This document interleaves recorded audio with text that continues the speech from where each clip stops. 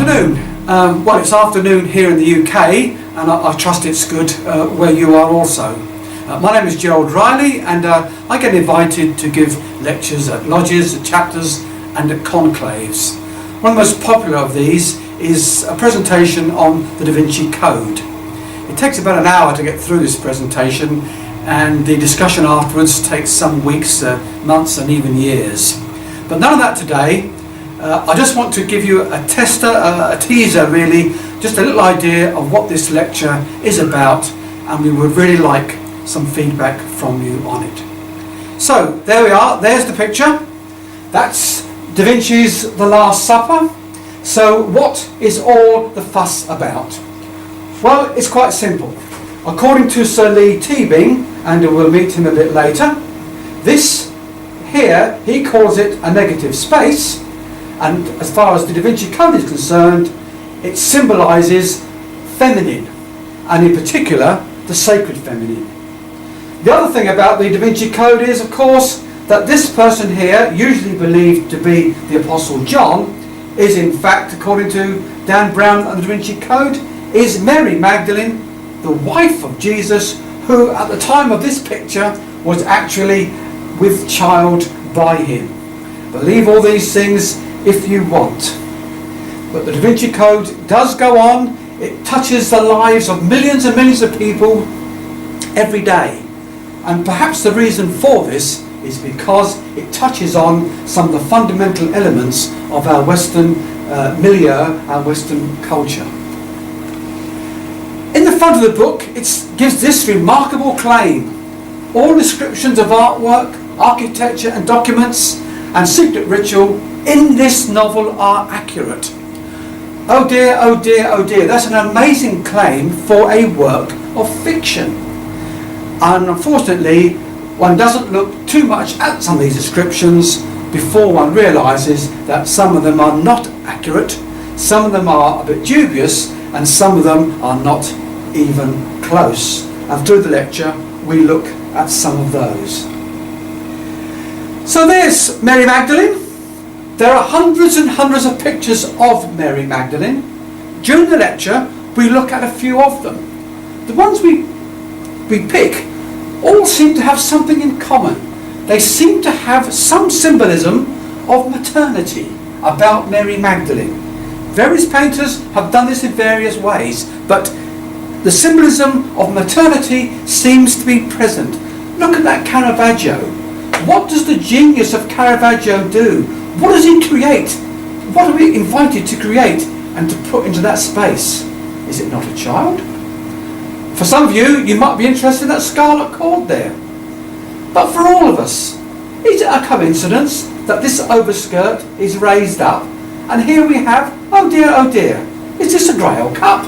What's that doing on the underskirt of Mary Magdalene?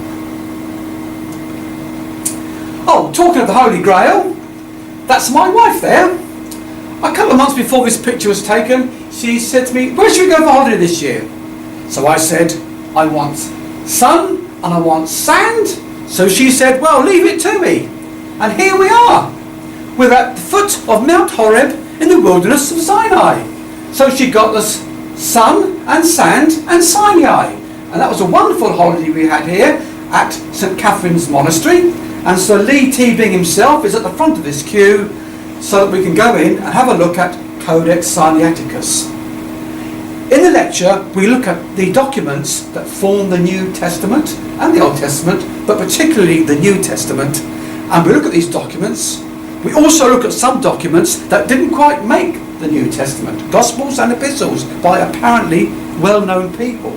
But more of that later. Just to say, for example, the Dead Sea Scrolls, it says in the book that they're in the 1950s. They were found in 1949. They're called early Christian records in the Da Vinci Code book. Oh dear, the Dead Sea Scrolls Christian? I really don't think so. Symbolism. So what is in a name? Do we know who that is? Used to be the editor of Freemasonry Today. All of these names have some symbolic content. There's Sir Lee Teabing, based upon perhaps Michael Bagent. Aaron Garosa. Why do we call a bishop a red herring? All these names throughout the book, there is symbolism, symbolism, symbolism, and we will have a look at that in the lecture. Then on page 218 we read this amazing thing. But there is one thing that all the academics agree is this: the Knights Templar discovered something down there in the ruins of King Solomon's temple, something that made them wealthy and powerful beyond anyone's wildest imagination. All the academics agree. Good gracious, that is one of the most outrageous claims of the whole book. Is there anything on which all academics agree? I really don't think so. But we look at the Knights Templars, and it would be lovely if they did find something down in those ruins, and it would be lovely if that was the basis, as the Hiram key suggests, if that was the basis of our Royal Arch ritual. But maybe, maybe not. Then we go to look at some religious buildings mentioned in the book, and here is the Church of Saint-Sulpice in Paris, where the monk murdered the nun. Allegedly, it's claimed in the book that this is a rose line. We look at that very carefully, and perhaps we think it might be a very special sundial. And of course, we go to Rosslyn. We look at the Apprentice's Pillar, that great myth where the master was sent off to the continent to learn how to make a wonderful pillar. He comes back, and the apprentice, the idle apprentice, had made this wonderful pillar. So the master takes hold of a heavy maul, strikes the apprentice on his temple, and leaves him lifeless at his feet. And the apprentice was the son of a widow. Well, you couldn't make that up, could you? But also in Rosslyn, we look at the 100, 150, maybe 200 depictions of the Green Man, whatever he and or she and or it might be, and we wonder why there are so many of these in what would normally be regarded as being a Christian building. And then we conclude with Professor Langdon's words: what matters is what you believe. As Freemasons, we believe in brotherly love, relief and truth. Brotherly love is respect, relief is respect for the deserving needy, and truth is, well, we say what we mean what we say, and we do what we say we're going to do.